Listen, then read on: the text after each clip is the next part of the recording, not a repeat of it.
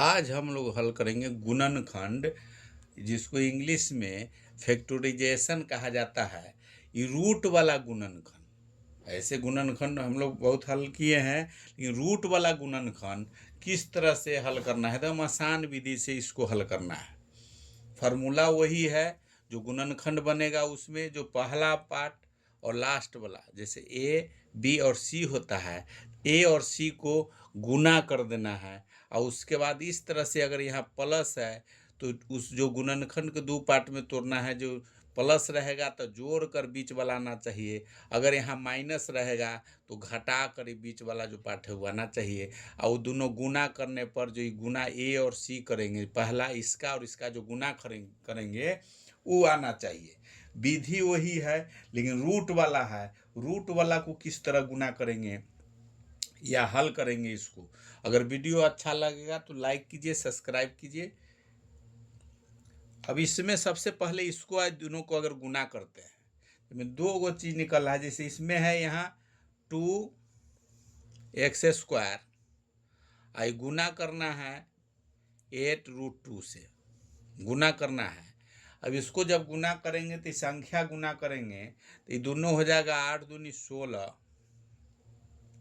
8 दूनी 16, और यहाँ √2 है, √2 है, √2x²। 8√2 में अगर गुना करेंगे तो √2 इसका संख्या हो जाएगा। जब ये गुना करेंगे दोनों का, इस तरह से गुना करना है, √2 x² गुना में 8√2।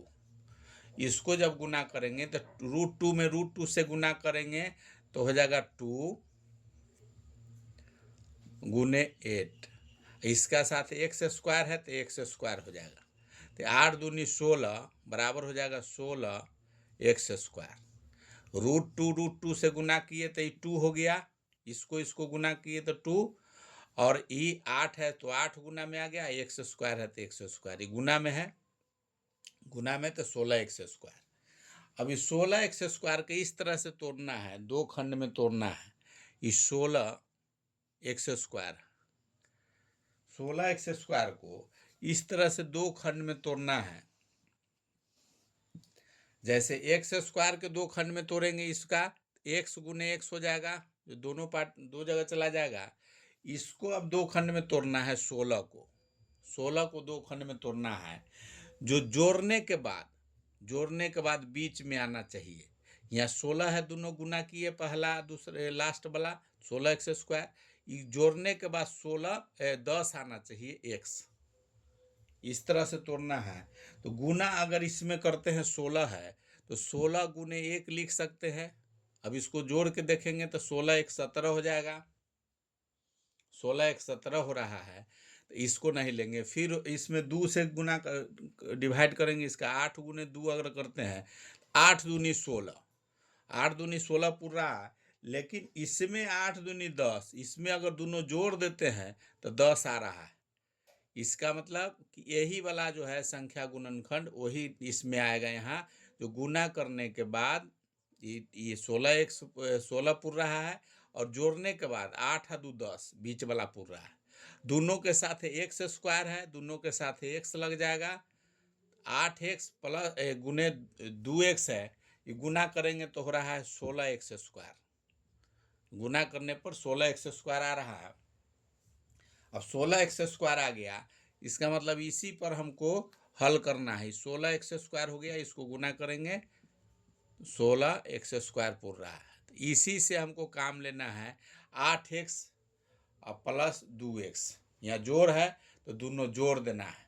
तो दूसरा लाइन इसका निकल गया हल करने का। पहला लाइन था, यहाँ जो पहला जो क्वेश्चन है इसका हो जाएगा √2x²। इस पार्ट के लिए यहाँ लिख सकते हैं हम लोग, यहाँ प्लस में है तो plus 8x plus 2x plus 8√2, 8√2 हो गया। अब इसको अगर दोनों जोड़ते हैं, यहाँ जोड़ना है, प्लस है तो जोड़ने के बाद 8 × 2 = 10 x पुर रहा है, और गुना करेंगे तो 8 दूनी 16x²। इसका मतलब समीकरण हम लोग का सही बन रहा है। अब इसका इसी में अब जो तीसरा लाइन होगा इसमें कॉमन ये 4 पद हो गया। गुणनखंड में 3 पद का 4 पद बनाया जाता है और 4 पद करके 2-2 पार्ट का एक कॉमन लिया जाएगा जो दोनों में है। कॉमन लेना है और इस तरह से कॉमन लेना है कि दोनों में कॉमन ले तो बीच वाला जो है दोनों सेम होना चाहिए। इसमें क्या ले सकते हैं कॉमन, इसको देखना है। ये √2x² है, यहाँ है 8x, तो दोनों में कॉमन 8 है, एक 8 x है, दोनों में x है तो x कॉमन ले लेंगे। अब बच गया यहाँ √2x, अभी दोनों गुना करेंगे तो √2x² पूरा है, प्लस में यहाँ x लिए हुए हैं तो बच गया 8। अब इसमें इस तरह से कॉमन लेना है कि ब्रैकेट के बीच में, ब्रैकेट में बचना चाहिए ये √2, अब √2x अब प्लस में 8, इतना बचना चाहिए। इसमें क्या कॉमन लेना है इसी को मेन देखना है, सेम होना चाहिए। तो सेम करने के लिए इसमें से अगर 2 है यहाँ x है, 2 है x है तो 2x को हम लोग लिख सकते हैं। अगर इसमें रूट, यहाँ रूट है, हमको रूट चाहिए, यहाँ 2 है, एक 2 में 2 √2 बन सकता है, होता है 2 बराबर √2 गुने √2। इसको जब √2 में √2 से गुना करेंगे तो 2 होगा।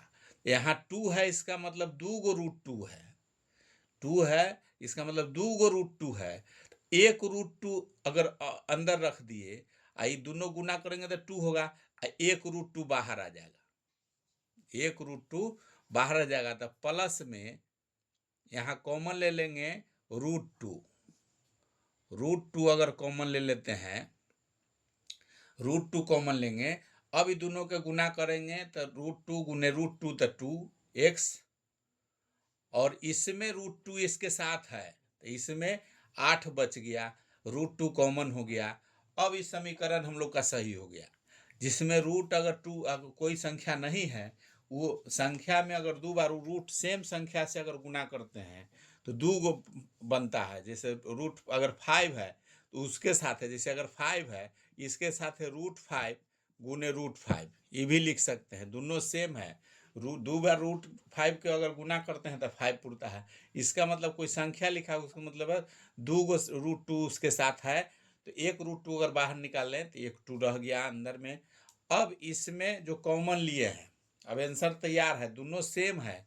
जब ये दोनों सेम आ गया इसका मतलब समीकरण आपका सही है। तो कॉमन आंसर लिखने में ये जो कॉमन दोनों में लिए हुए हैं उसको एक जगह रख देना है, तो x अब प्लस √2 ब्रैकेट में हो जाएगा इनटू, जो एक जगह कॉमन है बीच में ब्रैकेट में है उसको एक जगह कर देना है, 2x + 8, यही आंसर हो गया। इस तरह से कोई भी गुणनखंड आसानी से, चाहे रूट वाला हो जो भी हो, आसानी से बना सकते हैं। वीडियो अगर अच्छा लगा है तो लाइक कीजिए, सब्सक्राइब कीजिए, शेयर कीजिए।